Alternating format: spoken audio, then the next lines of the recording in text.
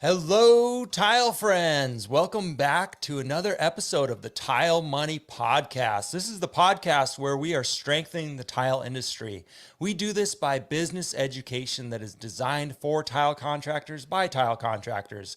This education is helping the industry. It's helping each contractor to build a sustainable, profitable business. And the result in this is a stronger, unified industry from the installer up. So we've got another great interview for you today. We've got Fred Houston. And Fred, this is his second time on the podcast. If you haven't heard the first one, I do encourage you to go back. November 27th of 2019 was the first time he appeared. And we went into his history. He has a rich history in the tile and stone industries, as well as countertops. And he's built a great business in Florida, and also he's a forensics. He does forensics, diagnosing the problem, and he teaches also classes on how to do that. So he's a good guy to know, and he's a wealth of knowledge, and I'm super excited he's back on the show. Before I bring him up, I would like to thank our sponsors. We have several sponsors of the Tile Money Podcast. We have the NTCA, the National Tile Contractors Association. That can be your most valuable resource as a tile contractor. Since 1947, they are the voice of the tile contractor, and they have competent staff with a proven track record of success in all areas of the tile industry. And join the NTCA today. You can visit them at tile-assn.com to find out more about what the NTCA can do for you and your business. I'd like to thank Laticrete International. Laticrete International is a great family company. They are a privately owned company. They invented thinset right here in the United States. How cool is that? They've got a great lineup of products, and they're continuing to innovate, like their latest SpectraLock 1 grout, which is a no-mix grout. It's similar to epoxy properties when it's dried. So that is very innovative. Check out Laticrete if you haven't used their products. I'd like to thank GoBoard. GoBoard is a lightweight, waterproof tile backer board from Johns Mansville Company. It's easy to cut with a utility knife. You can handle it very easily, install a shower, build a complete shower assembly with GoBoard products. What GoBoard does is save you a lot of time. When you compare it to some of the older traditional boards, and time is money, and that is a valuable thing, right, friends? And then happytileguy.com. That is where tile contractors like yourself can get websites built that were designed for tile contractors by a tile contractor. So thanks to all of our sponsors for allowing this show to go on, and together we're helping a lot of people. So all right, without further ado, let me bring on my guest, Fred Houston. Hi, Fred. How are you? Hey, Luke, how you doing, buddy? Doing well, thank you. Good, great, good. So we've got a good topic today, and the topic that we're going to be talking about today is becoming the expert in your local area. And this is something that I really look to you. You've been doing this for quite a while. You have your podcast. Tell us about your podcast. Tell about the different things that are out of the box. They're a little bit out of the box thinking, but they've been working for your business, and I'm really excited to get to hear from you. Sure. And why don't you take us away? Tell us kind of something, one of the unique things you've done in the past. Oh, wow. Well, I guess pretty much everything I've done from the beginning has been kind of unique, and that was always been one of my marketing strengths is finding that niche, finding that special niche. Mm-hmm. And I guess I'm asked that all the time. How do I differ than most people in my business? And I'm basically talking about consulting and the forensic expert portion of the business, and that is. I've actually applied my college education as well as my craftsmanship to this. And that kind of makes me unique in that I understand the science of the forensic aspect. And for example, let me just give you a quick example of back in the day when I first got started, I was learning how to polish marble. And I may have mentioned this on a previous show. I actually took my garage floor and laid marble and granite tile. I think I had the only marble and granite tile in the whole entire town in a garage that I parked my car on and my motorcycle on. But I was just learning. I went out, bought a machine. I was just learning how to polish this material. And I called up several people that were in the business, and I said, how do you do this? And no one, of course, would tell you. It was the biggest secret in the world. So that kind of got my curiosity going, and Hey, I found Fred, it. can you hear me? Yes, I can. I'm sorry.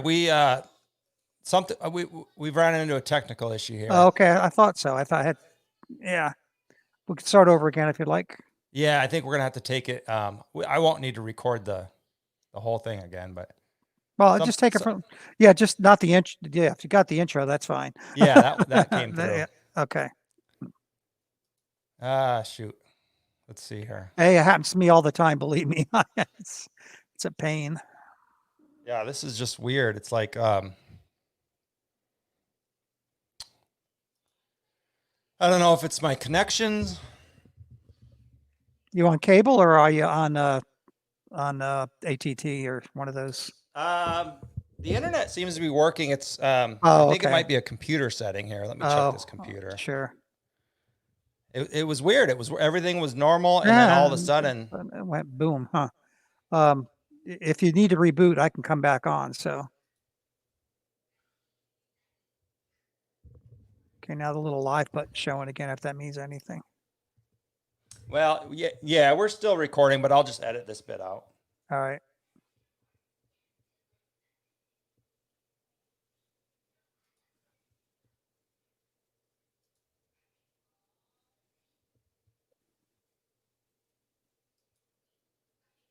I did an entire 1 hour show one time where I was just talking, didn't realize it wasn't recording.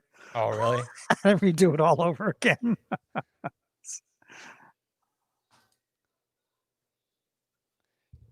Are you still hearing me on this mic though? Oh yeah. Yep. Absolutely. Yep. Yeah, that's weird because now I'm getting.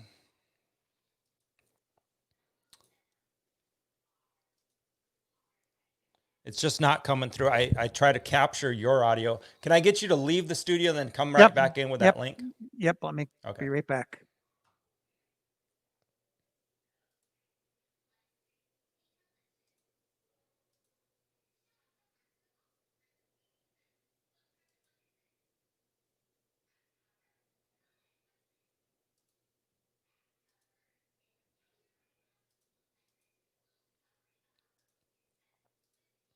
All right. Go ahead. Is it working? Yeah, that's Testing working one, now. two. Testing 1, 2. Yeah. Okay. All right. Let's take it, I guess, from question one again, which I kind of botched that question anyways. That's all right. I was watching the answer, so Yeah, it's all good. All right, here we go. All right, Fred. Well, I'm super happy to have you here. Why don't you tell us what got you interested in this out of the box thinking, and what have you done over the years? How did you get started by becoming the expert in your field? Okay, well, there's a bunch of questions in there. We'll take one I at know. one I'm at. fine. That's okay. Hey, that's all right. We'll take one at a time. I'm used to it. I guess the way I'm thinking out of the box, I think has to do with one thing, and well, actually, it's two words, but one thing, and that was lack of money. Not having the money to, back when I got started, we had this thing called, for you young guys out there, you might not remember or know what yellow pages are, Mhm. but they were very expensive to advertise in, several $1,000s a month. And of course, when you're just starting out, you don't have that kind of money. So I was trying to think of ways that I could think, what are the cheap ways? What are the inexpensive ways? What are the free ways to get my name out there? Now, of course, when I started, I was a contractor, not obviously not a contractor today, strictly a consultant and a trainer. But there are several things that I discovered, and what I don't know if I want to get into this right now, but what was the other part of your question? Sorry. Well, I like that answer. You started looking at it to save money, and the yellow pages. It's funny, and like yellow pages are still expensive, and it's just it's so interesting to compare the value Right. of something like that. And then I guess so. My other question was, so that's kind of why you started thinking about, well, what types of ways can I maximize my time and creatively market, right? Exactly. And Yeah. and I kind of discovered it out of necessity, of course, but also by accident. Mm. My first article that I wrote back in 1989, I was at a trade show, and I believe it was. I'm trying to remember when the first Stone Expo was. It was probably the first or second, or at the beginning of the Stone Expo show when we had 40 people displaying, and now, of course, you see what we have. Yeah. Uh, I was talking to a group of people, and just other contractors like ourselves, and we were talking, and I was getting into a particular topic on the science of marble polishing and how, marble reacted to polishing powers, whatever. And I started getting a bigger and bigger group. And all of a sudden I feel this tap on my shoulder. And it's this lady, and she's probably dead today because she was quite old back then, but her name was Dorothy Kinder, and she was the editor of Building Stone magazine. And she said, I've been listening to what you've been talking about. Would you mind writing an article? So I wrote this very controversial article that people that know me know what that article is. It was called Recrystallization, and it had a picture of a red bomb on it. And it was it is still to this day, 30 some odd years later. But anyway, so I wrote this article for that magazine, and it was like, I was getting calls that I never got calls for before. And what was interesting at the time, I kind of fell into because I was contracting at the time, I kind of fell into the same mindset that a lot of contractors had at the time and still some have today. And that is, I don't want to give up my secrets. I've learned these from my dad. I've learned them growing up in the industry. I've learned them on my own through the school of hard knocks. I'm not telling anybody about how to do this. Well, obviously the world has changed. Yeah. And people like you and me and others that share this information, which is great. But I was stuck in that mindset. And then I got a call from another organization. They said, Fred, we want you to come in and do a seminar. I go, oh, no way. I don't want to do a seminar. I'm getting to your question, by the way, answer to your question. I don't want to do a seminar. Why should I give this all away? Well, I went kicking and screaming and ended up doing it anyway. And I discovered one thing. I discovered the more I gave away, the more I got back, which was kind of interesting. But here's where it came into play for more work, is I would get calls from contractors out of state. I'd get a call from a guy, say at New York. Hey, Fred, I've got this 500 room hotel. I need some work done. It's too big for me. Do you want the job?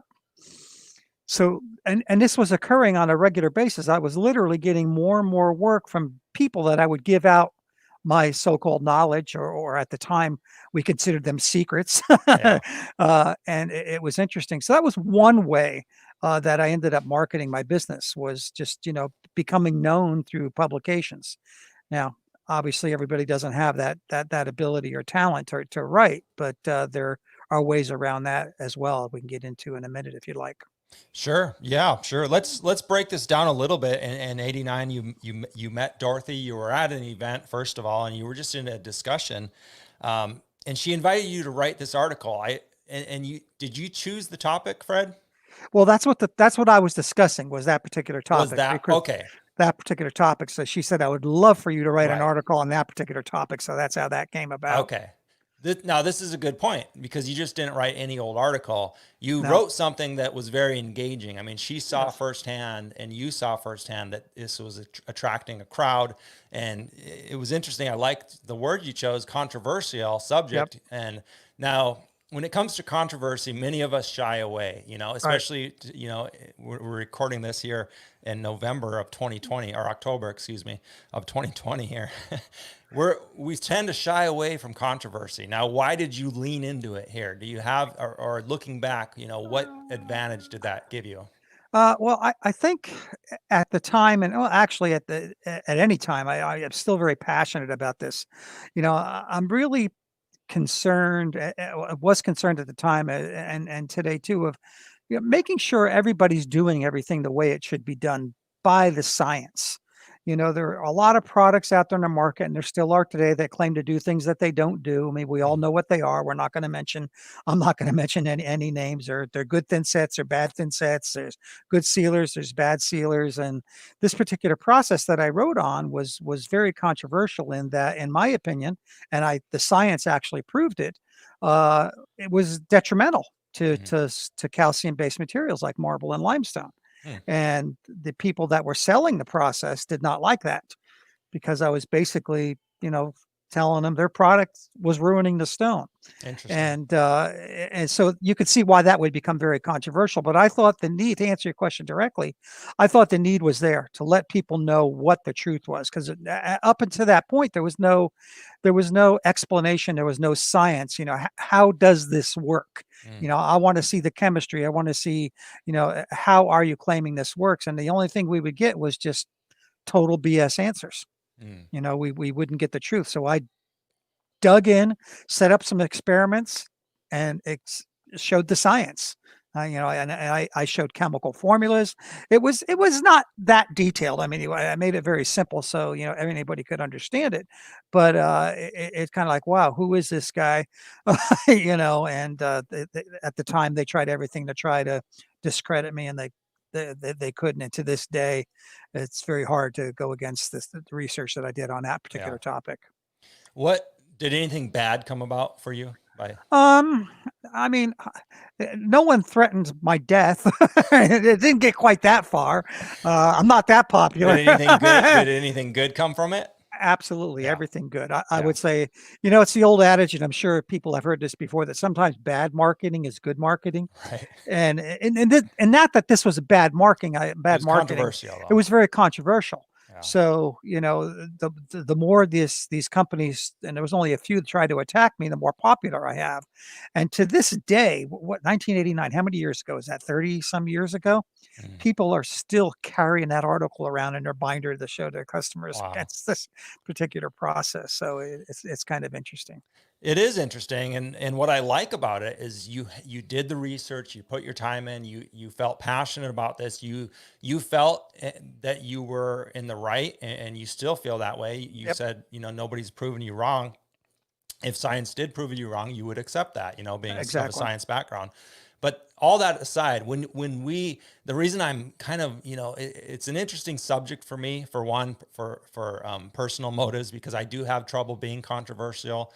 I do have trouble kind of taking a stand. We live in this day and age where it's almost, a bad thing to Yep. stand for what you believe in. Right. And the reason, so I'm just harping on this a little bit for selfish reasons, but I do want to express to the audience, like, there's nothing wrong with taking a stand for what you No. believe in, as long as you know that, you've done the research, you've put your time in, the argument, and you're gonna stand by that. That can be very powerful. Like Fred is saying here, this got him a lot of work, got him a lot of conversations had, and this was just almost like the beginning, 30 years ago. Absolutely, and I agree with you 100%. If I'm ever proven wrong, and I have been proven wrong in several cases, I'll admit it. I mean, Hmm. that's the scientist in me. Yeah, Said, let's see the data, let's see the proof, and if it's not there, it's just a theory. Then yeah, yeah, it's not proven. So yeah. So where did it go from there? Then what did that lead to? You said it led to a couple speaking engagements. yeah, it led to a couple of speaking engagements. It led me to go on the road to do a series of seminars, Hmm. which as I explained a minute ago, got me more and more work. Hmm. And as it progressed, I became more and more what's the word, popular, more needed. I was asked to do more articles. Then I started writing for Stone World magazine, Slippery Rock Gazette. I'm sure everybody's familiar with, or Yeah. I still write for them to this day. Do the Stone Detective article in that journal.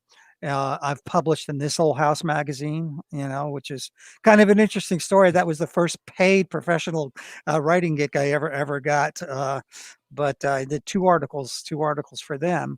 And it just, one thing led to another. And during all this time, I'm still running my business.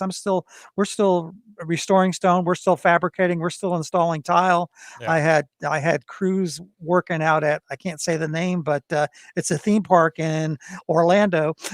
we were doing a lot of work for them, Yeah.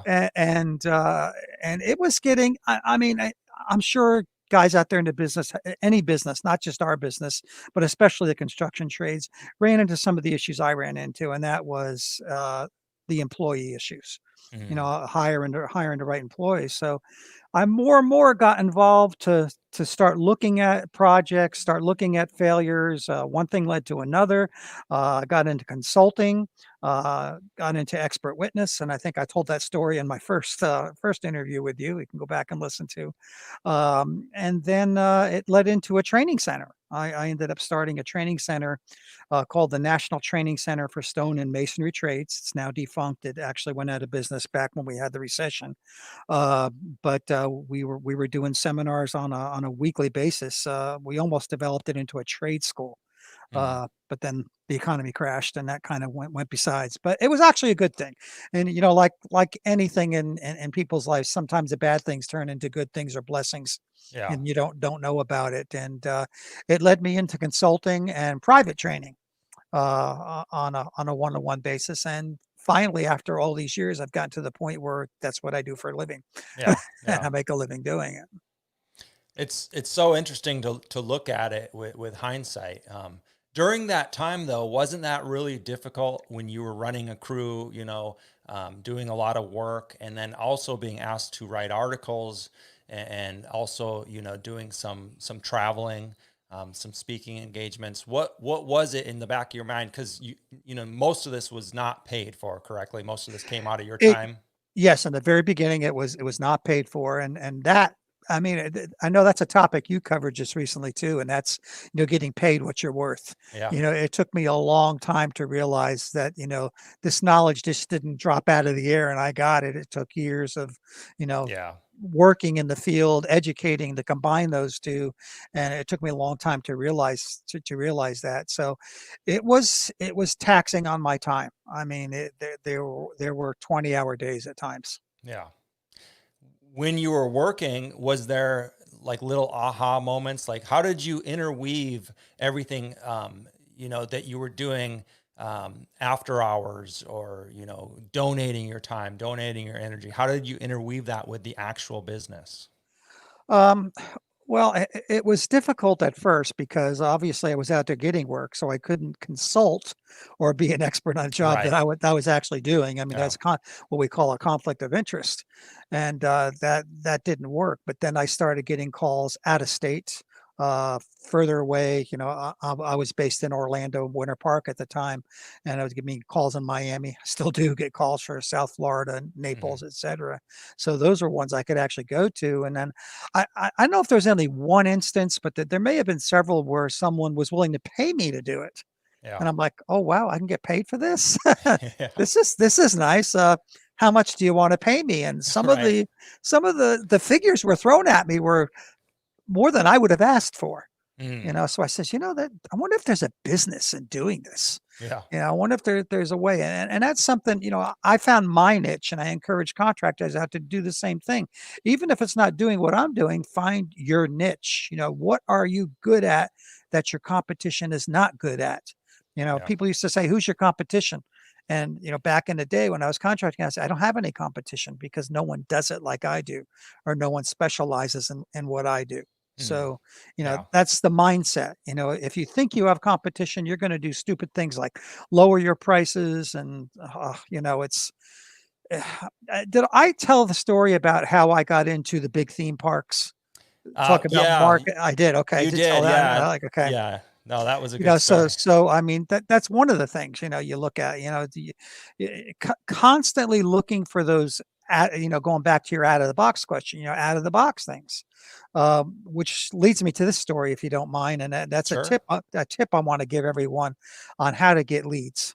Mhm. How to get leads that'll cost you. Well, at the time, I think it cost me a quarter. Today, it's going to cost you a whopping 55 cents, and that's what a postage stamp is today, isn't it? I don't Yeah. even know. I think it's 55 I cents. think it's 45. I Is don't it know. 45? I don't know. It might be. Whatever it is, it's under a dollar. At least it Yeah. is now.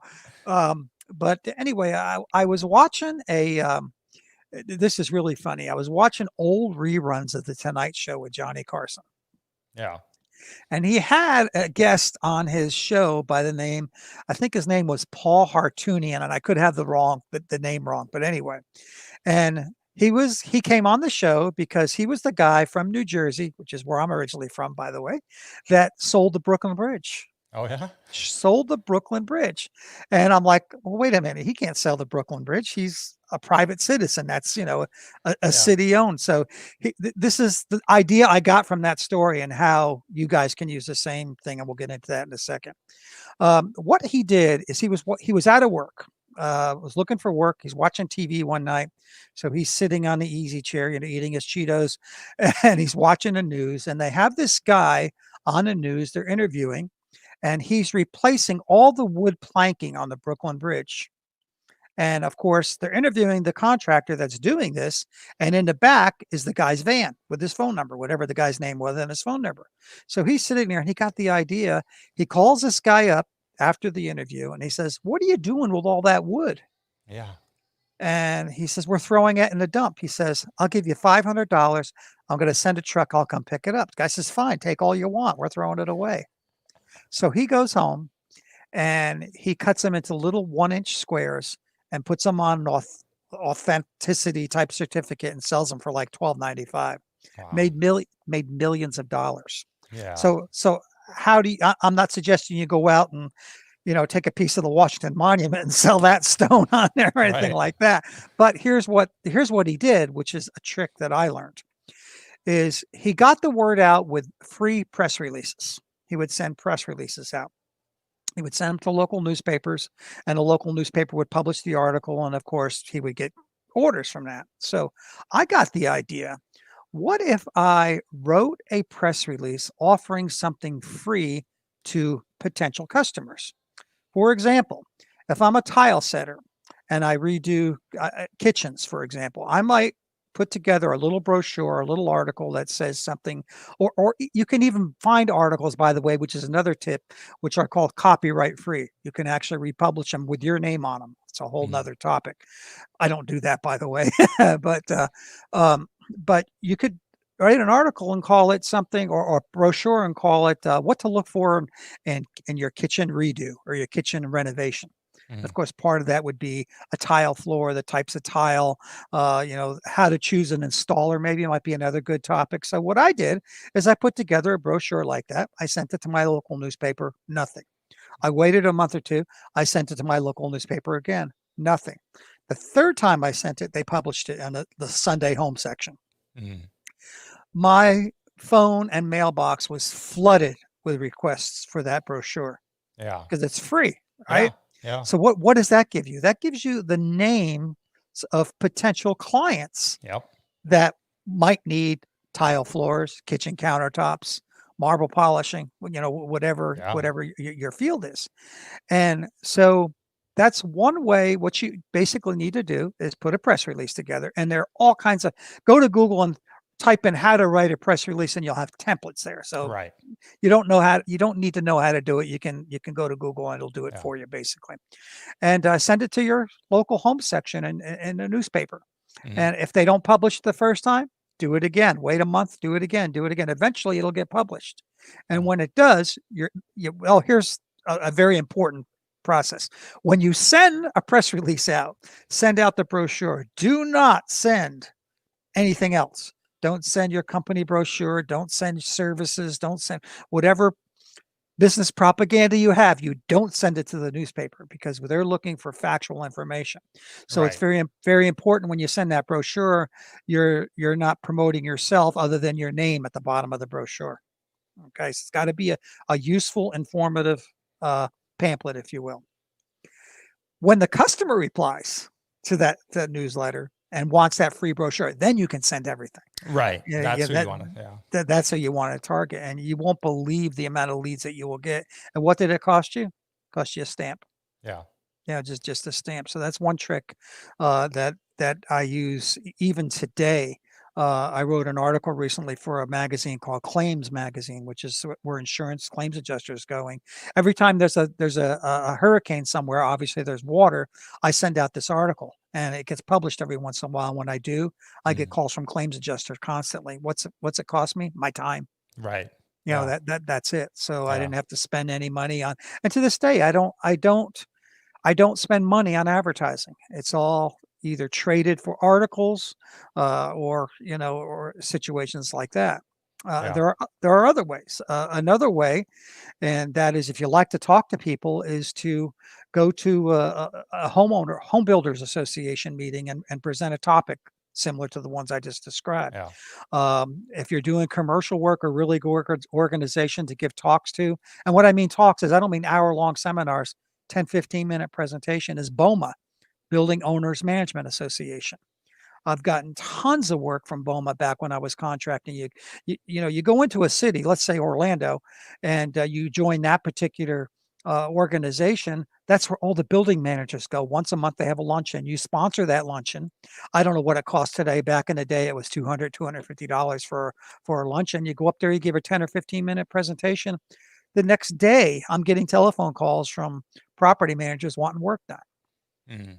And what did it cost me? It cost me my time and 10-minute presentation of whatever the topic may be.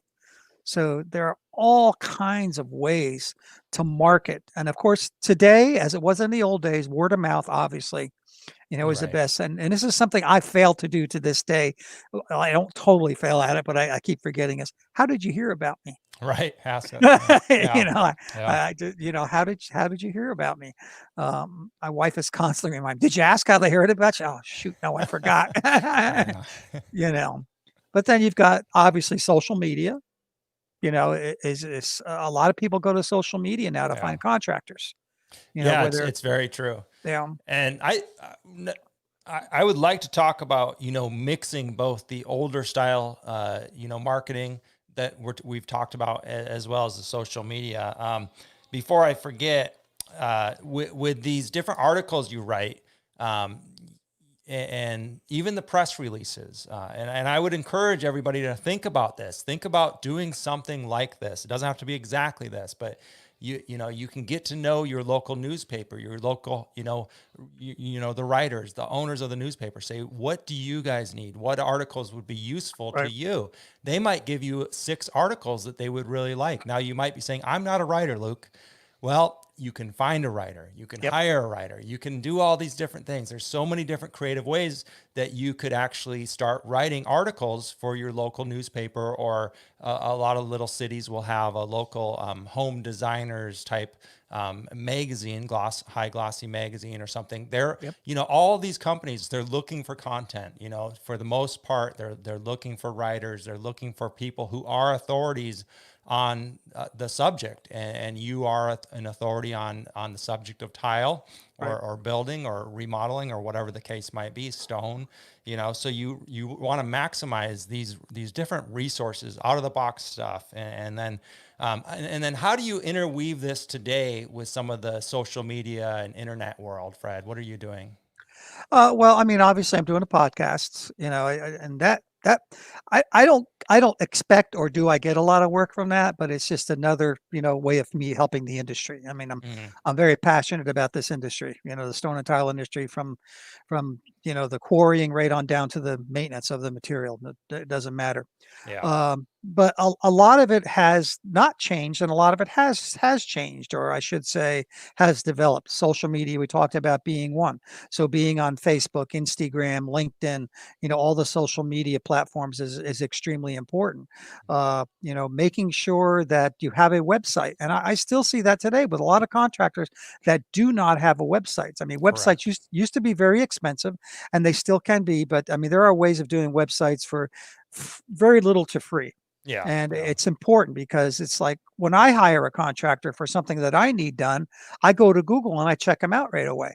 Yeah. So, it's kind of like the modern day word of mouth recommendation sort of thing where, you go to your neighbor and say, who fixed your air conditioning?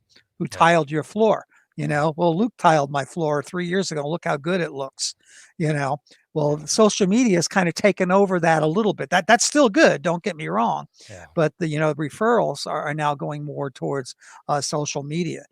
Google, which is obviously the number one search engine, is constantly changing their ways that things are searched. I happen to have a professional, what do they call them, a SEO, search engine optimization person, and she Mm, tells me constantly that things are changing. I was having a right. discussion with her last week about keywords. She goes, Google don't pay attention to keywords anymore. It's not as So, important. Yeah.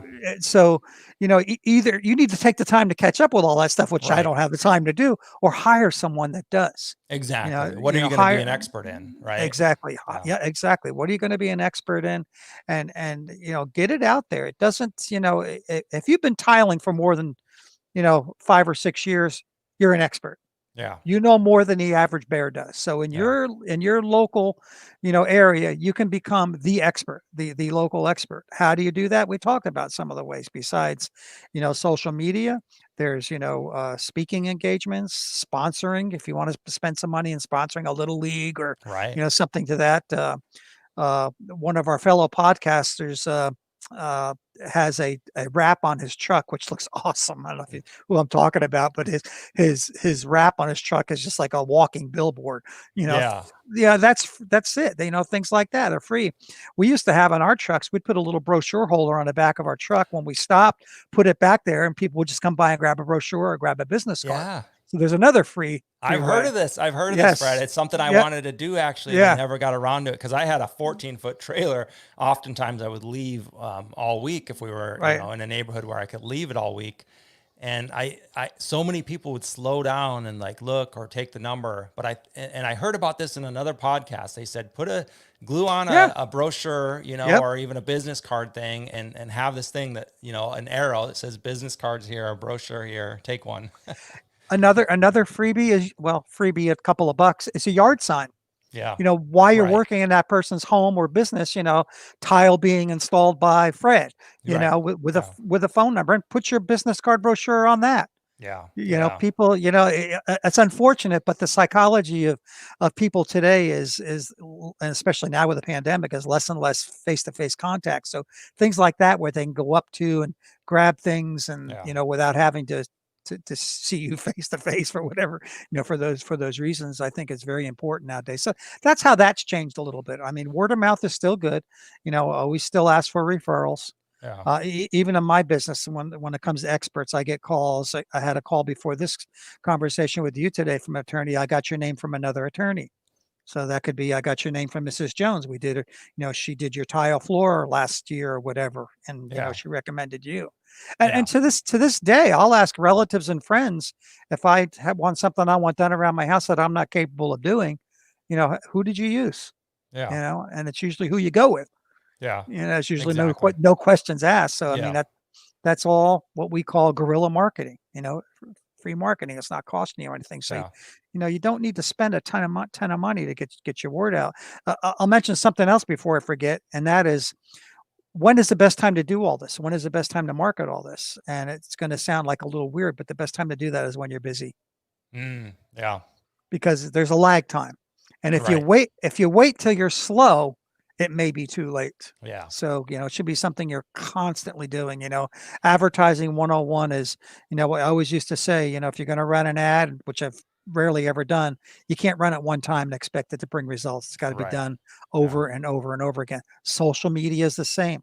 Yeah. If you're running ads on social media, if you're posting on some, you and I both do this. We both post constantly on Yeah. our social media because, your potential client, your potential customer may be on the internet for 5 minutes a day, unlike nerds like us. Right. On it constantly.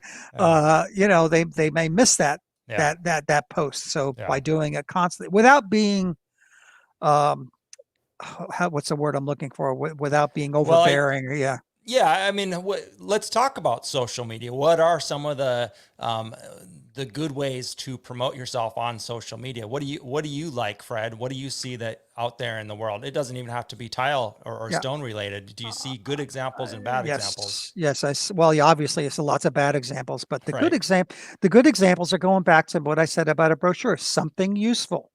Mhm. Sal does a great job with his YouTube videos, showing different things, short little clips. And that's Yeah. a key too. It should be short, Yeah. not very long when you're doing something instructional. I see that, and, I have an old Jaguar that I constantly working on. So I'll go to YouTube constantly saying, "Oh, Mhm. how do I find the rear speaker screw or something like that?" Yeah. And so things like that, instructional videos. retail oriented stuff for you guys doing tile out there, what to look for in a tile installer, just a little video clip of that. Yeah. Yeah. I mean, you answer these questions all the time when you're talking to your customers. There's no reason why you can't do that on social media. Yeah. Just get on there and say today's top tip for selecting a tile contractor, and break them out into segments. So Right. people not only go back to that first one, but they get, I think, what is it? TikTok is like that today. You get, 1 minute, up to 1 minute to Right. do something, and Yeah. Just stay short. tuned for part two.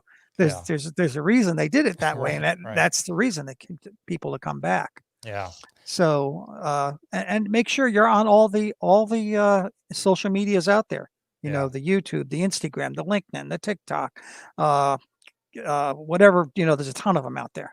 Yeah, I would say get on the ones that you're gonna consistently be on. Right. I like to keep an eye on some of the other ones, but honestly, if you're not going to be really active, if you can only be active on one, that's the one. Instagram's pretty popular. Of course, you want to choose a popular one. It won't do you any good to be on MySpace right now, probably. But No. choose one of the more popular ones, and then really try it. And then when the times shift, you do have to shift. So I don't know. Other than that, I would say not to be just a little bit on all of them. It's not going to be that useful. It'd be more impactful if you could be all in on one of them. Let's say you did want to devote, 30 minutes every day to one of them, one platform, instead of, split it up between five. Well, and I'll add to that. Now there are services and actual software programs that will do it for you. Right. Right. So you post on one, it automatically gets posted, everywhere else. I haven't used that yet. But I know YouTube and Facebook are connected, because I think they're owned by, I think Facebook now owns YouTube. I could be wrong there. I think Google does. I think Google owns Google YouTube. yeah. But I know Facebook owns Instagram. So if you post on Instagram, you can share it to Facebook. Facebook. So you can get a little more mileage for your efforts there. Right. And then I think TikTok's the same way. You can post it like three or four spots or whatever, so. Exactly. And then I do like that, really be giving with information with Happy Tile Guys websites now. Before someone leaves, we have a little pop-up that says, would you like a free brochure on how to clean your tile? And cleaning your tile is one of the major subjects for Google, for clients, for anybody who has tile, right? How to clean a tile shower or whatever. So we give that information for an email address. Then we have their email address. Then we could, follow up and say, did you like that brochure? Would you like to, do you have a project or whatever, Exactly. Yeah. Now, with all these different articles you've written, have you compiled them? Are they on your website? It's your body of evidence, even the podcast. Do you view it as your body of evidence that you are the professional? Yes. Yeah. Yes. And, nothing beats word of mouth, or not word of mouth, but listening to someone talk. Right. You know right away whether they're feeding you a line of crap or whether they really know what they're talking about. Yeah.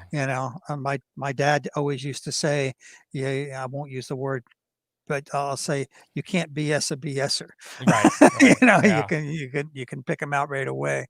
Yeah. So with that and the articles, and everything else, it's to me, it's extremely important for what I do. But I can't remember what your question was now. I got lost. Well, when you talked about your podcast earlier, you said you really haven't. How long have you been doing your podcast, Fred? For about 2 years now. We have years? It's like 102 episodes, I think, last Wednesday. Yeah. So when it comes to things like the podcast or a YouTube channel or the articles that have been published in magazines, we could look at that. Well, that's in the past, it's not really going to help me now. How is this going to help me now? How is this going to help me?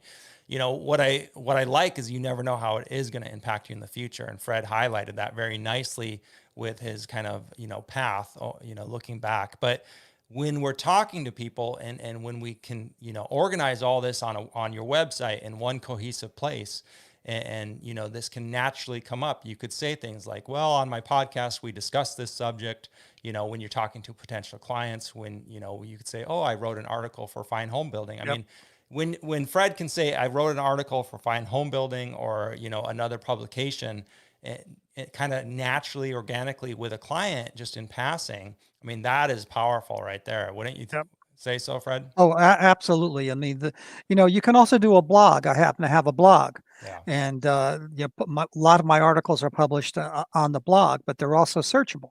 You know, magazines like Stone World, Slippery Rock Gazette, all have, um, archives. Hmm. I've written, God, I can't remember, over 100 articles for the Slippery Rock Gazette, and pretty much all of those are archived. So you can go in there and actually search them by subject. Mm. You can, just go to Google. You can Google and type in, Fred Houston and whatever the subject is, beginning stone fabrication or whatever, and an article will show up. Yeah. Yeah. So, and that's what that SEO person will do for you. Right. Make sure you get a good ranking on the search engines. So, Yeah. extremely important. So, yeah, I mean, writing, I hate to say this, but I do want to say it. And that is, whenever you write something and it's not true 100% of the time, all of a sudden you're the authority. Hmm. Whether you're writing a bunch of crap or not, Yeah. I'm published. Right. I think it means a lot less than it used to, but when you were published, you were like, okay, you're the expert.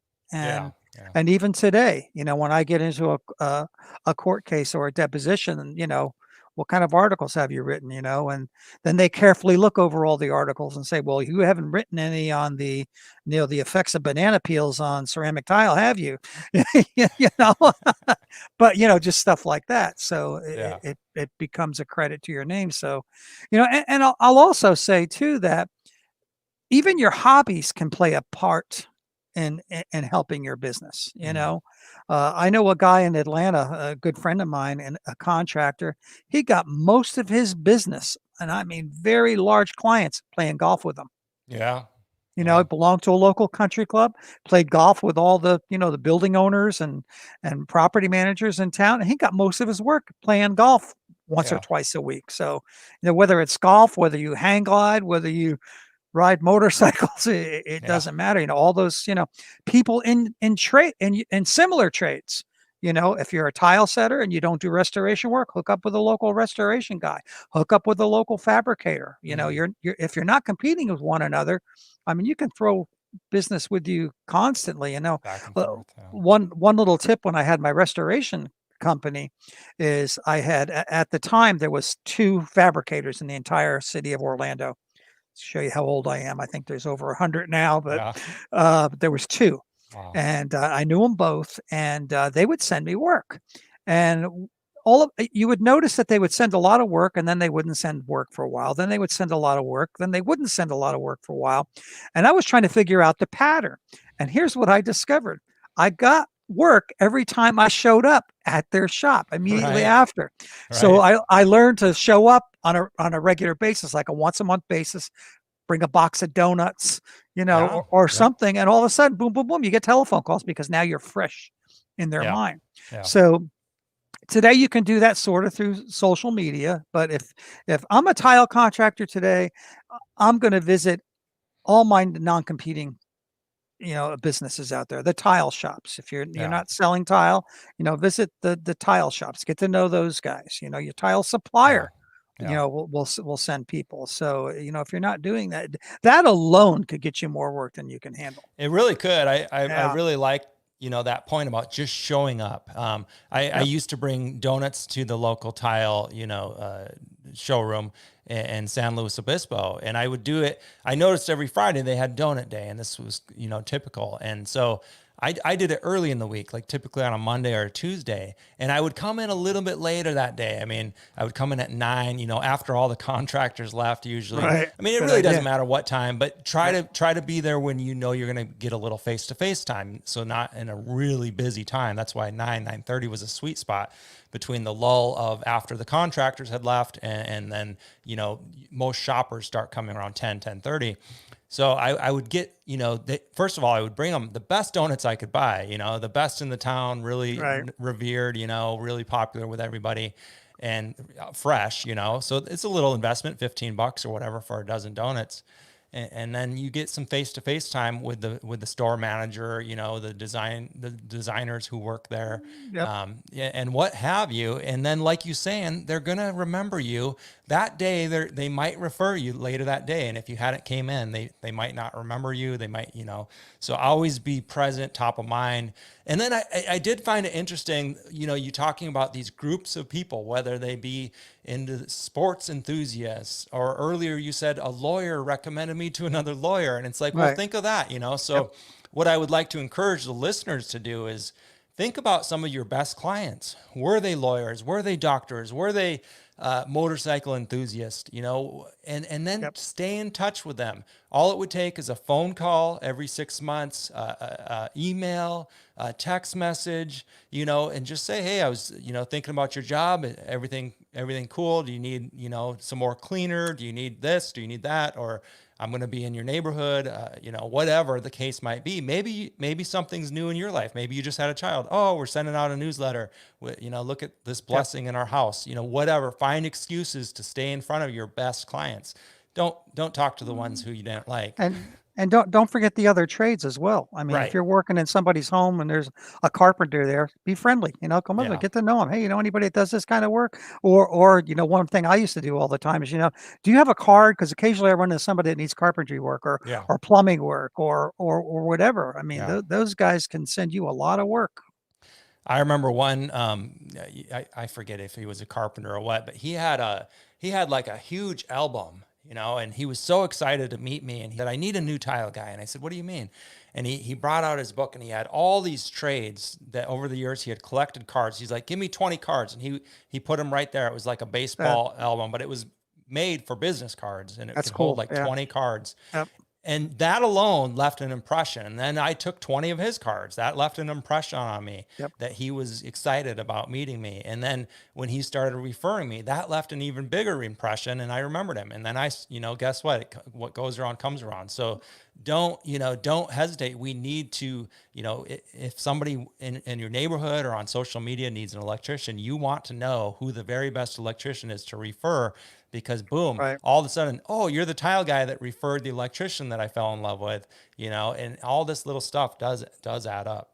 And to expand on that, also what I'm starting to see a lot of contractors do is putting in customer video referrals. Right, Hey, would right. you mind saying a few words about the work that we done here today, or Yeah, this week or whatever, yeah, and put that on your website. Put that on a YouTube. Put it on a promotional video, and that goes a long way. absolutely. That Yeah, goes a one long minute, way. 1 minute little, if Yep. you can do one of those a week, I mean, Yep. one a month even adds up. I mean, Yeah. that's a good one there, Fred. I'm glad you remembered that one. I've seen that as well, but Yeah, and I've done that with my seminars. I take the students at the end of the seminar and I say, what did you think of the class? Very simple question, and just let them just off the cuff. Some yeah, most of the time they're nervous, but hey, it's just you and I talking. It's like we are right now.